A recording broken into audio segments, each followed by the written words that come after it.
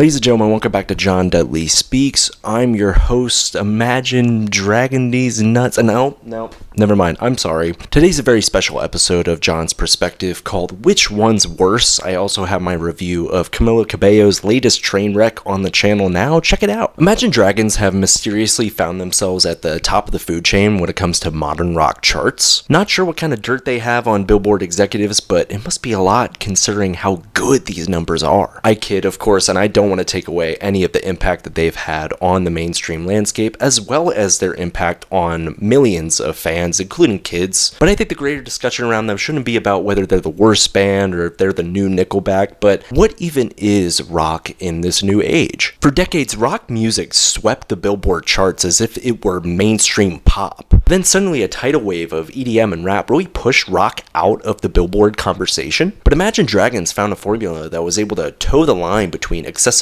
and genre bending, especially in their early years. Their 2012 debut, Night Visions, while not great, is inescapable still. The tracklist featuring hit after hit, including It's Time, Demons, On Top of the World, and then of course the mega smash Radioactive.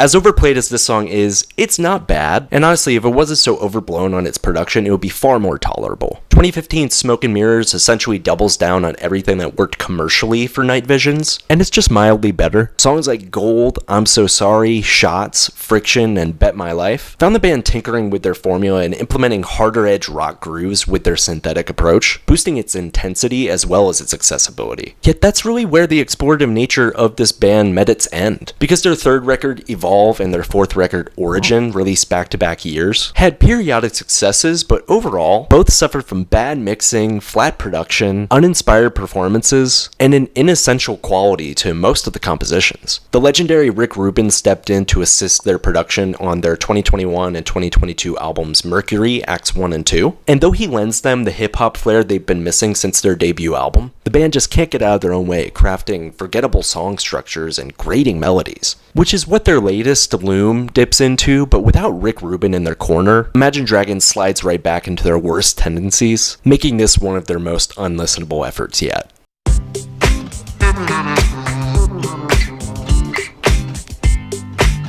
Madman and Robin handled the production on this one, and their work with the band goes back to 2017's Evolve, so they've definitely had a major part in cultivating the band's current sound. On its surface, it's a pretty run-of-the-mill pop rock album, but tapping a little deeper into the synthetic-driven instrumental palette, it's potentially the flattest, most stock set of musical passages in the band's entire discography. The EDM pop vocal hums of Nice to Meet You are an earworm, for sure, but not in a flattering way, as Dan Reynolds' muscular voice really crashes into the softer touches on the production side, so the mix comes off as lopsided and jarring. The same can be said for the abrasiveness of the opener Wake Up, which features slickly polished electronic drums, but the 2010s coded dubstep synths just failed to coalesce with the modern pop groove. Eyes Closed and Don't Forget Me continue the trend of bombastic synth instrumentals that lack character, very similar to their hits like Believer and Bad Liar. The soft guitars on In Your Corner are drowned out heavily by the abusive reverb on the vocals. The staccato keys on Gods Don't Pray are choppy and corny, and the instrumental on Take Me to the Beach sounds so stock and generic it could be in the background of an instructional YouTube video. Hell, I could put it in the background of this video and it would sound like it fits. It's not all terrible, as Kid finally does something interesting with the formula, delivering on a punchier punk rock foundation with synthetic embellishments. But still, Madman and Robin don't really do anything to make Imagine Dragons sound all that appealing.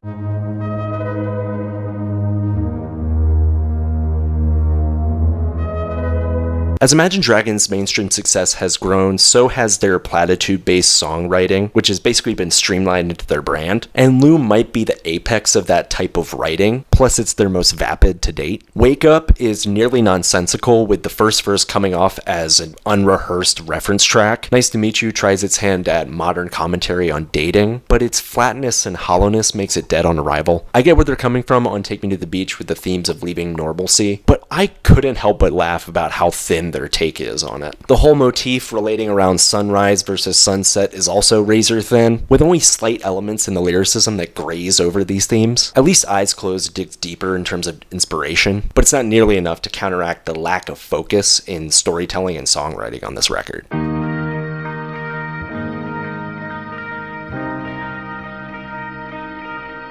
The amount of times that Dan Reynolds rattled the decibels in my headphones while I listened to this to an unhealthy volume is astounding. It was never a problem in the band's first 2 albums because he wouldn't go to such extremes so often, but man, he will just not stop shouting to the point where it's in every song of theirs now. Couple that with softer instrumentals that don't match the rock-infused howls, and this album is just glaringly annoying to listen to at times. I'd say something about the other 2 band members and what they bring to the record, but they're so drowned out by the production, I'd be surprised if their guitar and bass are even plugged in. In the end, you're left with Dan Reynolds guiding the project with his erratic, sometimes incredibly off-key, throaty voice, and you have probably the worst performance on an Imagine Dragons record so far.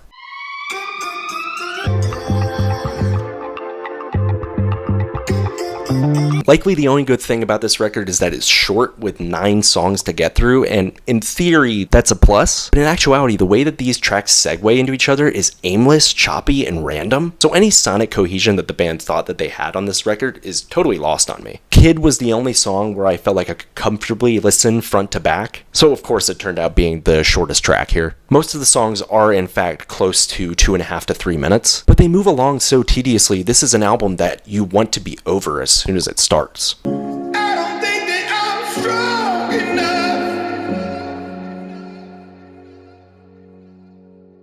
I don't think that I'm enough.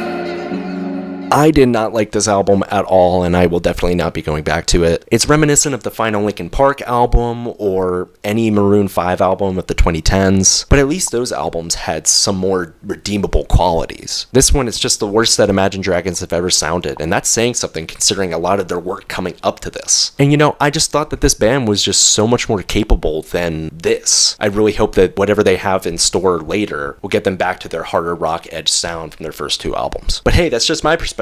If you're an Imagine Dragons fan, I'm sorry. Alright, that's all I got. Bye!